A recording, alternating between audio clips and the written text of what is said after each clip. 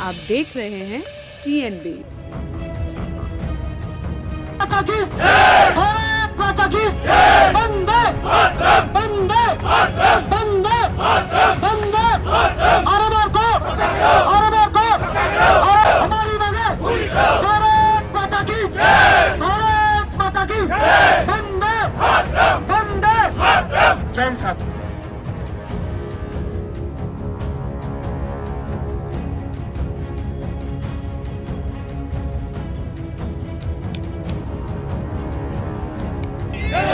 भारत माता की जय। हमारे मार्ग को पक्का करो, हमारे मार्ग को पक्का करो। तानाशाही नहीं चलेगी, तानाशाही नहीं चलेगी, तानाशाही नहीं चलेगी। हमें 5 महीने हो गए प्रोटेस्ट करते करते। हम उनसे अब भी अपने शासन प्रशासन से यही आग्रह करेंगे क्योंकि जो हमारा हक है वो हमें दे और हम अपनी ड्यूटी ज्वाइन कर लें। नमस्कार, आप देख रहे हैं TNB। मैं हूं आपके साथ निशा लखवाल। इस वक्त हम जंतर मंतर पर मौजूद हैं। यहां आपको बहुत से कर्मचारी जो हैं वो बैठे हुए दिखाई दे सकते हैं। ये सभी जो है NDMC के RMR कर्मचारी हैं जो दिसंबर से अपनी मांगों को लेकर प्रदर्शन कर रहे हैं। पहले इन्होंने अपने ऑफिस में प्रदर्शन किया, फिर ऑफिस के गेट के बाहर प्रदर्शन किया और 1 फरवरी से जंतर मंतर पर प्रदर्शन इनका लगातार जारी है। प्रशासन से मांग की जा रही है कि उन्हें पक्का किया जाए। सर क्या कहेंगे, सरकार अभी तक दिसंबर से आप लोग प्रोटेस्ट पे हैं, अभी तक सरकार ने कोई सुनवाई नहीं की है? नहीं जी, बिल्कुल सुनवाई नहीं की। ना तो प्रशासन सुनवाई कर रहा है जी। और ना सरकार सुनवाई कर रही है जी। ये मांग क्यों की जा रही है? अपने हक की लड़ाई के लिए मांग कर रहे हैं मैडम। जी। 12,000 रुपये तनख्वाह मिलती है। 12,000 रुपये में क्या गुजारा हो सकता है आज के टाइम पे? जी। किराया भी है, बस का भी है, सब कुछ है, बच्चे भी पढ़ाने लिखाने हैं, किराए के मकान है, कैसे होगा? जी। ये सर RMR क्या है, ये हम जानना चाहेंगे। ये हमारे रेगुलर मस्टूल कर्मचारी हैं जो जी। अनियमित हैं। जी। अपने नियमितीकरण के लिए हम यहाँ पर बैठे हैं। क्या प्रोसेस रहता है सर इसका? प्रोसेस इसका ये होता है कि पहले लगते हैं TMR, उनके 500 दिन हो जाते हैं पूरे, जी। फिर वो RMR में आ जाते हैं रेगुलर मस्टूल में। जी। तो रेगुलर मस्टूल में 6 साल की पॉलिसी है हमारी NDMC की। 6 साल के बाद इनको ऑटोमेटिक पक्का हो जाता है ये लोग। जी। कितने साल से काम कर रहे हैं? 15, 20 साल हो गए हैं जी। जी। और अभी तक कोई पक्का नहीं, अभी तक कोई किया पक्का नहीं किया गया। गया? सरकार की तरफ से इस तरीके का रवैया आप लोगों के साथ अपनाया जा रहा है, क्या कहेंगे? सरकार से हम तो यही आग्रह करेंगे कि जो हमारे बच्चों का पालन पोषण है वो नहीं हो पा रहा है 12-12.5 हज़ार रुपये में। जी। और 3-3, 4-4 महीने हो गए हमारे बच्चों की फीस भी नहीं दी जा रही। जी। और राशन वाले भी और मकान मालिक भी बार बार हमें धमकी दे देते हैं। हम उनकी रिक्वेस्ट करते रहते हैं, कह रहे आप कैसी नौकरी कर रहे हैं, जी। आपके कैसी सरकारी नौकरी है आपकी, जो आप टाइम पे किराया नहीं दे पा रहे, टाइम पे राशन को नहीं दे पा रहे, दूध वाला आपके पीछे घूमता रहता है। तो मैडम हम लोग बहुत जब हताश और निराश हो गए, हम नहीं चाह रहे थे कि हम जंतर मंतर पे या कोई ऐसा प्रोटेस्ट करें कि जिससे कि हमारे डिपार्टमेंट की बदनामी हो। जी। और हम प्रशासन से अब भी यही कहना चाहेंगे क्योंकि 4 महीने दिसंबर से और अभी अप्रैल का महीना भी ख़त्म होने जा रहा, हमें 5 महीने हो गए प्रोटेस्ट करते करते। हम उनसे अब भी अपने शासन प्रशासन से यही आग्रह करेंगे क्योंकि जो हमारा हक है वो हमें दे और हम अपनी ड्यूटी ज्वाइन कर लेंगे। चिलचिलाती धूप है, 42 डिग्री टेम्परेचर इस समय दिल्ली का है और उसके बावजूद भी जो है लोग यहाँ पर गर्मी में धरने पर बैठे हुए हैं। सर क्या कहेंगे? Madam 45 degree temperature 42 degree. आज 45 है, कल 45.6 था। तो इसमें देखिए महिलाएं बेचारी अपने जैसे तपती इसके अंदर बैठी और प्रशासन यहाँ तक आके इनसे पूछ नहीं रहा तुम क्यों बैठे हो। तुम्हारा जो है फैसिलिटी प्रोवाइड करने के लिए महिलाओं से नहीं पूछ रहा कि भाई आपकी प्रॉब्लम क्या, आप क्यों बैठे हो। तो ये 4500 कर्मचारी एम्प्लॉइज आ रहे मार के, ये पिछले 15 साल से जो है ये इनको पक्के नहीं किया गया। NDMC की पॉलिसी है कि 6 साल के बाद हम इनको पक्का कर देंगे, अपनी ही पॉलिसी पे इनको लागू नहीं कर रहे। सुप्रीम कोर्ट का ऑर्डर है, समान काम का समान वेतन, जजमेंट है कि जो है समान काम का समान वेतन दिया जाए, 50,000 रुपये तनख्वाह दी जाए, मकान दिए जाए, इनके बच्चों की मेडिकल फैसिलिटी दी जाए, इनके बच्चों के इलाज के लिए HRA दिया जाए, TRA दिया जाए, DA दिया जाए। लेकिन इनको जो है गुमराह किया जा रहा है। प्रशासन की जो है ये लापरवाही कर रहे हैं और निर्दयता दिखा रहे हैं। 150 आदमी मैडम आत्महत्या करके मर गए, किसी ने सुसाइड कर लिया। कर्मचारी जो थे RMR के, उनका जो है गुजारा नहीं चलता। 12,500 में उनके बच्चों का लालन पालन नहीं होता, उनके बच्चों की फीस नहीं दी जा रही, उनका मकान का किराया नहीं दे सकते, अपनी जो पेट्रोल नहीं डलवा सकते बाइक के अंदर।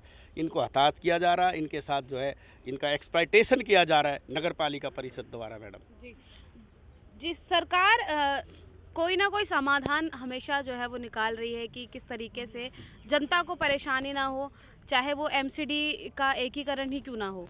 हाँ जी। ये सरकार हमारी यहाँ पे कुछ नहीं कर रही है, केवल वो दिखावा कर रही है कि हम दिखाएं कि अच्छा कर रहे हैं, बहुत अच्छा कर रहे हैं। हमारे प्रधानमंत्री जी को बाहर विदेशों में बहुत वाहवाही लूटने की बहुत अच्छी आदत है और वो वाहवाही लूटते भी हैं, लेकिन उनको ये नहीं दिखाई देता कि हमारे देश की राजधानी है दिल्ली और दिल्ली का दिल है ये एनडीएमसी। एनडीएमसी नई दिल्ली का एरिया मतलब सबसे वीवीआईपी एरिया में माना जाता है।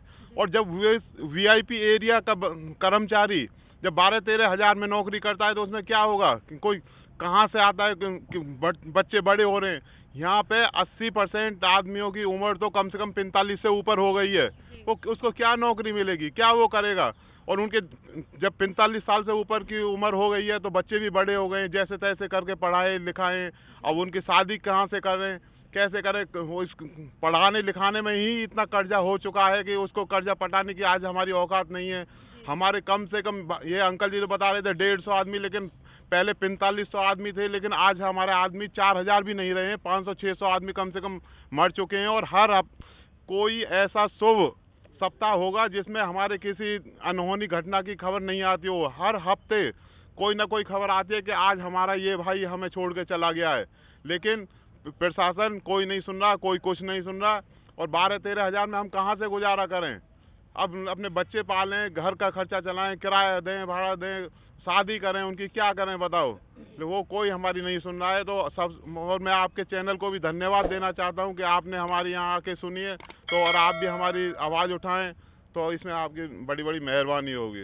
बहुत से कर्मचारी यहाँ बैठे हुए हैं। इनका कहना है कि 4500 के लगभग जो है आरएमआर के कर्मचारी थे, जिनमें से कुछ लोग जो हैं वो इनके बीच अभी नहीं हैं। महिलाएं इस वक्त यहाँ पर बैठी हुई हैं। धूप अच्छी खासी है, गर्मी अच्छी खासी है।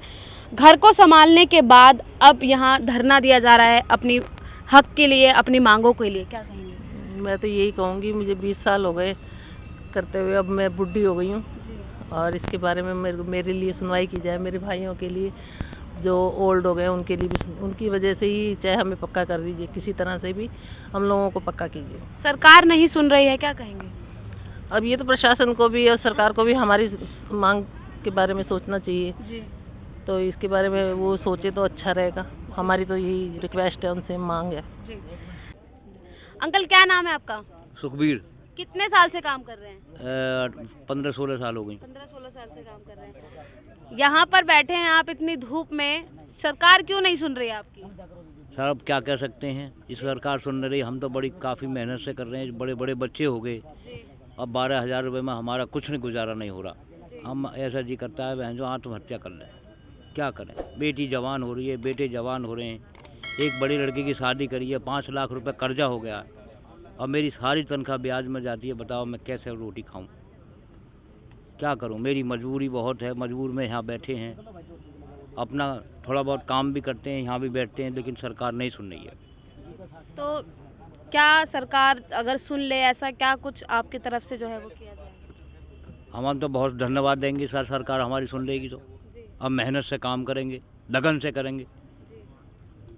सर क्या कहेंगे, जैसे कि सर ने अभी कहा कि खर्चा बहुत है, लेकिन आमदनी जो है वो इतनी है कि गुजारा करना मुश्किल है। गुजारा करना तो मैम 12,000 में बहुत ही मुश्किल है, क्योंकि हमारा 4-4, 5-5 हज़ार रुपये तो किराए में ही चला जाता है। यहाँ पे किराए के मकान में रहते हैं और गांव का खर्चा, यहाँ का खर्चा, तो हम हर महीने माइनस में जाती है हमारी सैलरी। कर्जा होता है 4-5 हज़ार रुपये कर्जा हो जाता है। और बच्चे भी हमें सरकार प्राइवेट बढ़िया फैसिलिटी में नहीं पढ़ा पा रहे। सरकारी स्कूल में जाते तो भी हमारा गुजारा चलना बड़ा मुश्किल हो रहा है। इसलिए हम सरकार से ये मांग कर रहे हैं कि हमारी जल्दी से जल्दी सुनवाई करे और हमें यहाँ से अपने काम पे राजी खुशी भेजे। अब भी हम एब्सेंट लगवा के आ रहे हैं यहाँ पे, अब भी हमारी सैलरी कट रही है, अब भी कर्जे में जाते ही जा रहे हैं। तो इस सरकार से और आपके चैनल के माध्यम से हम यही गुंजाइश करते हैं कि हमारा आवाज़ जल्दी से जल्दी सुनी जाए और हमें रिलीफ मिले कुछ। अभी तक सरकार की तरफ से कोई आश्वासन दिया गया है कि हम आपकी बात सुन लेंगे, धरना खत्म कर दीजिए? मैडम ऐसा तो कोई आश्वासन नहीं हुआ है। दिसंबर से अभी तक हमारी किसी ने कोई सुध नहीं ली अभी तक, ना किसी प्रशासन ने और ना ही किसी ने मैडम। और मैडम हमने टेम्परेरी में 15 साल हमारे टेम्परेरी में TMR में गुजर गए। टेम्परेरी मस्ट्रोल होता है, उसमें भी हमें ब्रेक मिल जाता है मैडम। 6 महीने हमें मिल गए, साल भर के लिए हम बैठ गए, फिर हमारे साल भर बाद एक साल वो बर्बाद। इस तरीके से हमने 15 साल तो TMR में गुजार दिए मैडम।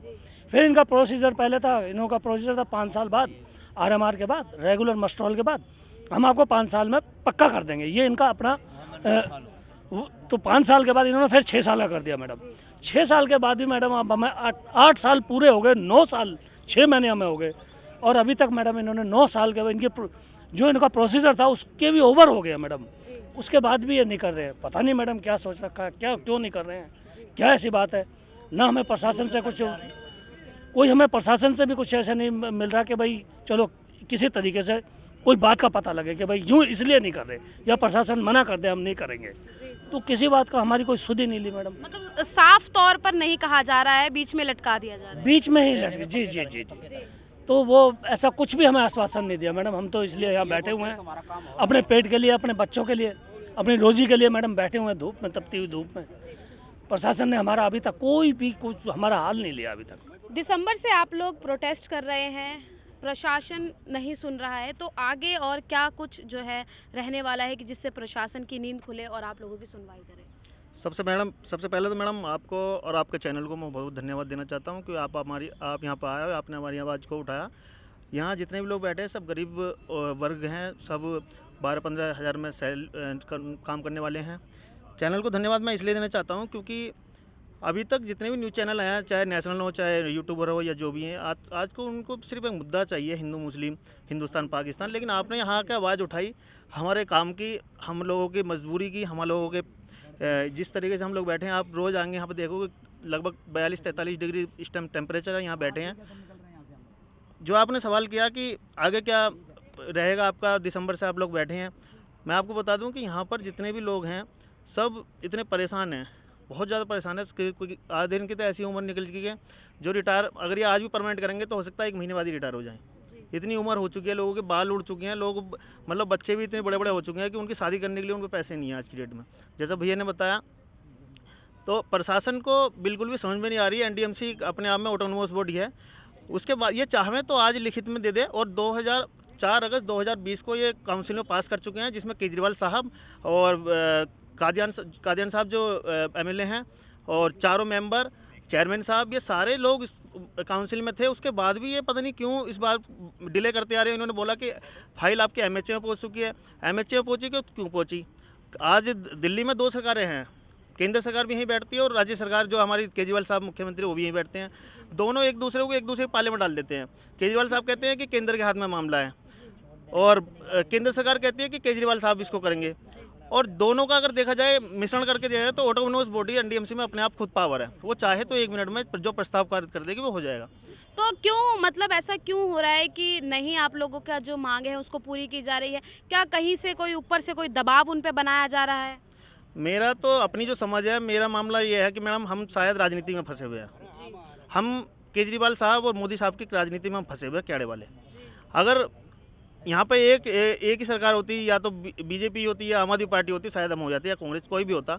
लेकिन ये 2 सरकारों की वजह से हम शायद फंसे हुए हैं और ये नहीं चाह रहे, क्योंकि जो हमारे चेयरमैन साहब है वो केंद्र सरकार के माध्यम से आते हैं। क्योंकि चेयरमैन एक, जैसा कि अब आपने अभी MCD का जिक्र किया, MCD को एकीकरण करने जा रहे हैं। अभी तक वहाँ मेयर होते थे, आगे से वहाँ पर एक चेयरमैन होगा जो IAS रैंक का होगा और उसको केंद्र सरकार अपॉइंट करेंगी।